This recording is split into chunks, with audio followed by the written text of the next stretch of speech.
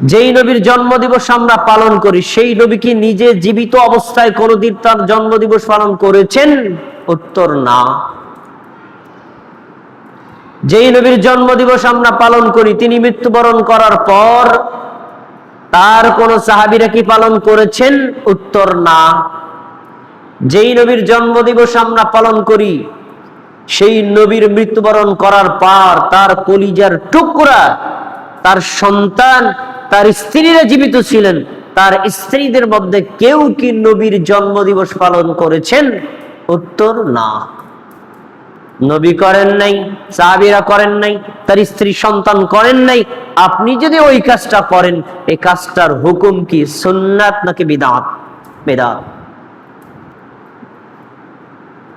এবার আরেকটি ভুল হলো, নবী সাল্লাল্লাহু আলাইহি ওয়াসাল্লামের জীবনের 4টি স্তর আছে।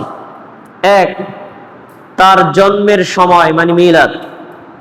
2, তার নবুয়ত প্রাপ্তি। 3, তার হিজরত। 4, তার মৃত্যু। এই 4টি স্তর। এই 4টি স্তরের মধ্যে নবীর জন্ম, এটা মানুষের জন্য আমলের কিছুই নেই, জানার আছে। কিন্তু নবীর নবুয়ত, নবীর হিজরত, নবীর মৃত্যু, এই 3টা থেকে জানারও আছে, মানারও আছে। কিন্তু বাঙালি জাতি নবীর মৃত্যুর খবর নেয় না, নবীর হিজরতের খবর নেয় না, নবীর নবুয়তের খবর নেয় না, কিন্তু নবীর জন্ম মিলাদ নিয়ে পড়ে থাকে। আচ্ছা, যেই নবীর মিলাদ আমরা উদযাপন করি 12ই রবিউল আউয়াল উপলক্ষে, আমাদের মিলাদ উদযাপনের ধরনটা কি? আমরা মিলাদ উদযাপন করার পরে জিলাফি, মিষ্টি, তারপরে হলো খিচুড়ি, তেহারি, ভালো ভালো খাবার খেয়ে রাসূলের জন্মদিবস পালন করি, তাই না? এবার আল্লাহর রাসূল সাল্লাল্লাহু আলাইহি সাল্লাম তিনি তার জন্মদিনটা পালন করেছেন।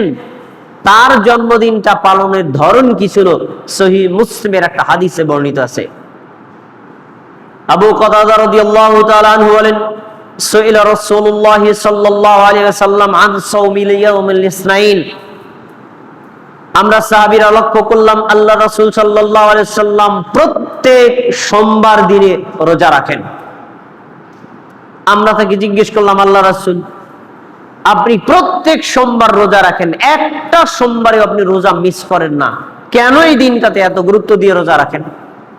রাসূল সাল্লাল্লাহু আলাইহি ওয়াসাল্লাম বললেন, যাকা ইয়াউমুন, সোমবার হলো এমন একটা দিন, উলিদতু ফীহি, আমি সোমবারে জন্মগ্রহণ করেছি, ওয়া বুইসতু ফীহি, আর এই সোমবার দিনেই হেরা গুহায় আমার কাছে জিবরাইল সূরা আলাকের প্রথম 5টা আয়াত দিয়ে আল্লাহ তাআলা আমাকে নবুয়ত দান করেছেন। বলেন আলহামদুলিল্লাহ। আমার দিকে তাকায় কথা বলতে হবে। রোজা রাখলে মানুষ খাবার খায় না খাবার বন্ধ হয়? কি আপনারা কথা বলেন? খাবার খায় না খাবার বন্ধ হয়? রাসূল সাল্লাল্লাহু আলাইহি সাল্লাম তার জন্মদিবস পালন করেছেন বছরে একবার না, প্রতি সপ্তাহে একবার, আর সেই দিনটা ছিল সোমবার। এবং ওই দিনই তিনি রোজা পালন করেছেন খিচুড়ি খেয়ে, মিষ্টি খেয়ে নয়, না খেয়ে রোজা রাখার মাধ্যমে। আর বাঙালি জাতি নবীর মিলাদ পালন করে মিষ্টি খেয়ে, নবীর মিলাদ পালন করে তিহারি খেয়ে। তার রাসূলের মিলাদ পালন করা আর বাঙালির মিলাদ পালন করার মধ্যে পার্থক্য আছে না নাই? তাহলে বাঙালি যেটা করে এর নাম বেদাত, নবী যেটা করেছেন ওটাই হলো সুন্নাত। নবীর মিলাদ পালন করতে চাও তাহলে প্রত্যেক সোমবারে রোজা রাখো, আল্লাহ তাআলা তোমাকে নবীর মিলাদের পাক্কা 100তে 100 নেকি দিয়ে দিবেন। কিন্তু না খাইয়া আমরা মিলাদ পালন করতে রাজি না, আমরা খাইয়া পালন করি।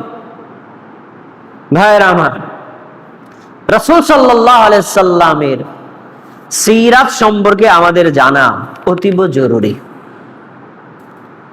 রাসূলের সিরাতের 4টা পার্ট একটু আগে বলেছি, নবীর জন্ম, নবীর নবুয়ত, নবীর হিজরত, নবীর মৃত্যু। 3টা অংশ না, 4টা অংশ। এই 4টা অংশ সম্পর্কে জ্ঞান অর্জন করা প্রত্যেকটা মুমিনের উচিত। কেন? আপনি যদি নবীর জীবনী সম্পর্কে না জানেন, তাহলে নবীর উপর আপনার ঈমান পূর্ণ হবে না।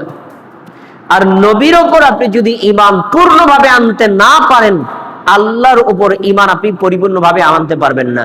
আর আল্লাহ এবং নবীর উপর পরিপূর্ণভাবে ঈমান না এনে পরিপূর্ণ মুসলিম, পরিপূর্ণ মুমিন, পরিপূর্ণ তাকওয়াবান হওয়া সম্ভব না।